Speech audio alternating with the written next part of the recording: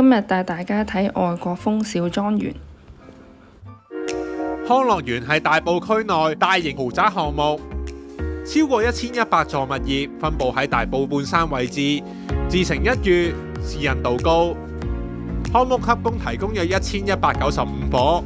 其中只有3座係分層單位，其餘全數為尖形屋頂嘅洋房戶，充滿濃厚嘅英倫小鎮氣息。3座分層大廈位於康樂園市中心徑，提供實用面積由700幾至1300幾平方尺嘅單位，戶型涵蓋2房至3房。至於洋房就分為排屋同埋獨立屋2類，洋房實用面積由1000幾至9000幾平方尺不等，均附設花園同埋車庫，間隔由3房至4房不等。康樂園坐落於群山之中，被綠化地帶環繞，居住環境幽靜。康樂園設有會員制嘅鄉村俱樂部，提供多項康體設施同埋會員服務，更加涵蓋餐飲服務，等住戶享受禮賓式嘅體驗。屋苑範圍內設有超市、便利店同埋油站，另外亦有一間國際學校，方便子女就學。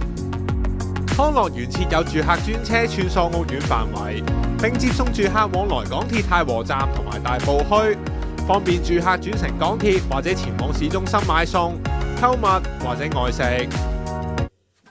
影片一路睇緊呢個係一個2層屋，實用面積1596尺，而地下原則係一個全車庫層，業主就改咗做客飯廳，上一層就係偏廳，再上一層就係3房連套廁，再加一個下廁。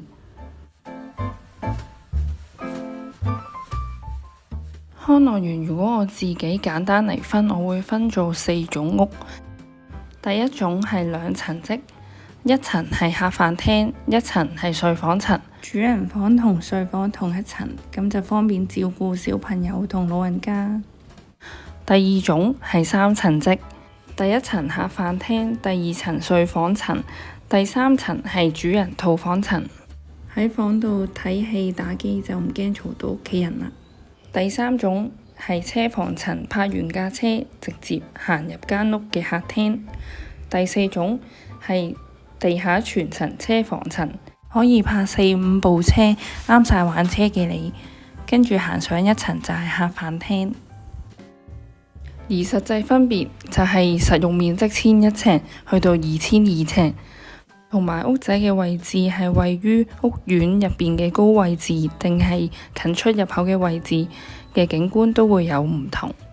間屋花園大細有唔同，最重要每間屋都可以俾你發揮創意，